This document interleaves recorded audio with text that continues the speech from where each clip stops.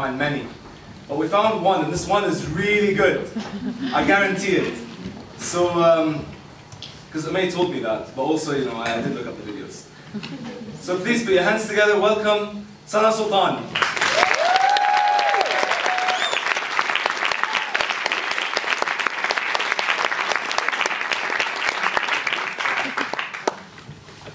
Hi guys. Microphone stand is always taller than I am. It's a bit tragic. So I'm not going to start with an introduction because it's kind of difficult to introduce people to Kashmir. I'm going to start by attempting to take you to Kashmir with a poem. You don't want to hear about the world's biggest democracy committing genocide against an indigenous population, nor its demographic threats to the children of disappeared fathers, likely tortured, killed, or laid to rest in mass graves. You don't want to hear about occupation, tyranny, disappearances, how you still think Kashmir is a sweater or a Led Zeppelin song. Well, you're wrong. Kashmir is paradise on earth, but for those dwelling under the jackboots of an oppressor, it is hell. It's a living torture. But they fight and resist, not just with stones, but with life.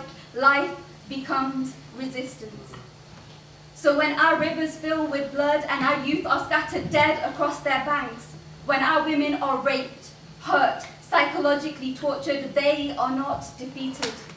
Another generation of lions rises.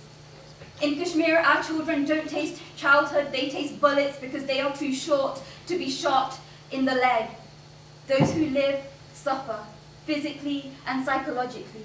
Post-traumatic stress disorder becomes normal. Another day, another dead. Welcome to Kashmir, paradise on earth, somewhat more than a sweater or a Led Zeppelin song.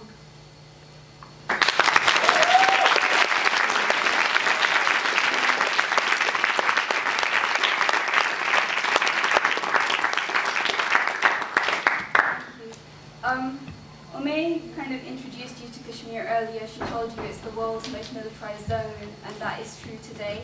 There are not as many soldiers of any nationality on the ground in any country as there are Indian soldiers on the ground in Indian-occupied Kashmir.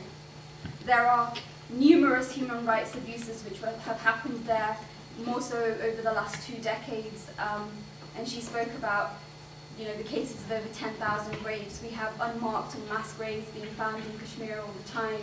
We have cases of enforced disappearances, which is what I'm going to talk to you a little bit about before my next poem. So, 2 years ago, I was lucky enough to host Parveena Ahanger here in London, and she is, without doubt, the most courageous and brave woman I have ever met. Parveena Ahanger is the mother of a young boy who was enforcibly disappeared by the Indian state. So in August of 1990, her 17-year-old son was taken from his uncle's house by 3 Indian soldiers. To this date, he has never been returned. Parveena ji has searched the entirety of Kashmir. She has spoken to people in prison camps, in torture camps. She has been to army base camps. She has been everywhere where you would never want your mother to go, and she has asked all of the questions you would ask if your son was taken. And the Indian state has given us a resounding silence. They refuse to accept accountability. In the one point where she was taken to a military tribunal, the Indian soldier who took her son offered her money in return for her silence, to which she says she doesn't want money. She wants Javed. So in 1994, Parveena Ahanger set up an organization called the Association of Parents of Disappeared Persons, which kind of brought together all of the families who have suffered the same fate. And today they continue to campaign on this issue and carry it forward. And if anyone has any questions about them, I'd be happy to answer them at the end.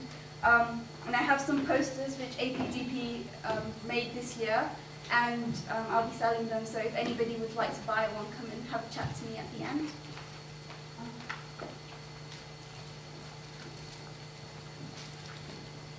Before I start, a lot of us Kashmiris speak Kashmiri or Bahari, and when we talk Urdu, we sound a tiny bit bizarre because we have our own kind of Kashmiri twang to it, so people often ask me questions about that. So that is also linked to this poem. Your Urdu is not indigenous. Your intonation is not quite right. somewhat too polite, yet you still sound aggressive. Where are you from? Me Kashmir, and there is a woman 5.5 time zones away. Me unnakulu urdu sikisi. Every tongue in my mouth I learnt from a woman whose eyes could tear the land you stand on into two.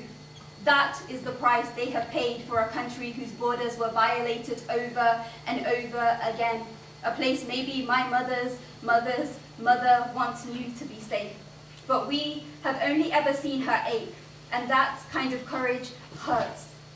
I could only speak to you in a tone that did not sound like bones being ground under the weight of jackboots. Take that kind of liberty with words.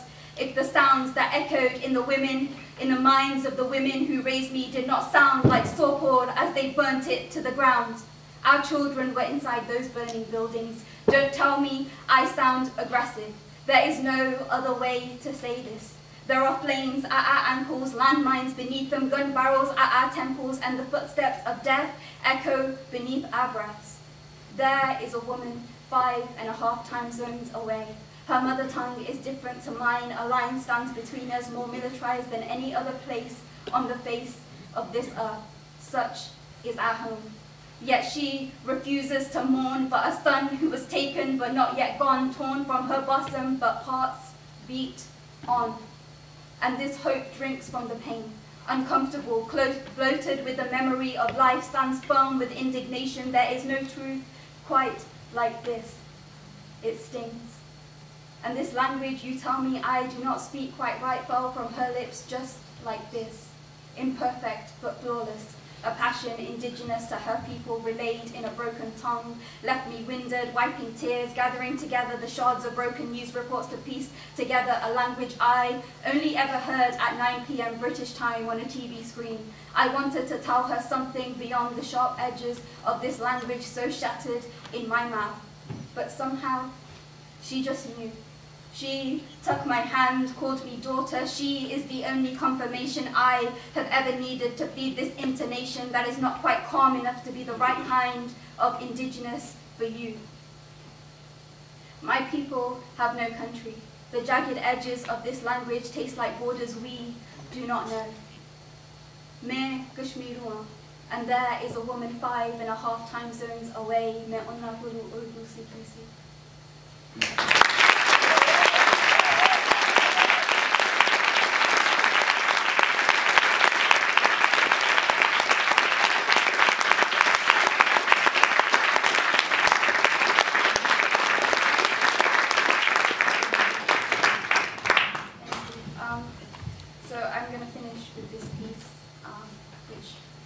Resonates with both Kashmir and Palestine.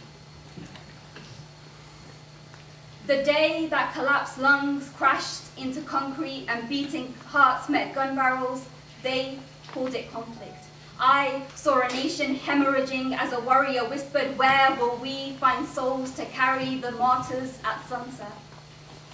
Petals that once floated across lakes, wings carrying hope to ease the sorrow had stopped. The fluttering had paused.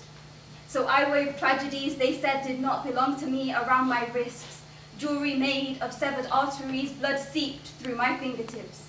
You could always taste it. It is familiar to tongues that soften English in indigenous languages born in conflict. Tongues that caress the names of the dead through the night so that they do not forget. And when morning comes, they know nothing but resistance. I envisage life in the organs scattered across the crimson earth, because there is nothing poetic about a child's intestines weaving the tale of war across concrete where freedom was mutilated until blood-stained tragedies lined her lungs. But still, with her last breath, she choked on a promise that read, "Mother, one day we will line your veins with victory." So with trembling hands, I fell to the ground to make dua that his eyes would know when to take me by the hand and whisper peace will come. Our footsteps tracing genocides that our people survived as we crossed landmines in the moonlight, because we would both have eyes that likened saffron to crimson rivers and not poetic landscapes, to the bloodshot eyes of the revolution and not romance over Nunjai. And he would tell me, one day a tyrant will set this poetry alight, and he will taste your laughter as it seeps through his armor for the first time. Because words do not die, you cannot rape an idea nor murder this verse. So when bullets pierce flesh on the front line, it will be our poetry which seeps from the wounds.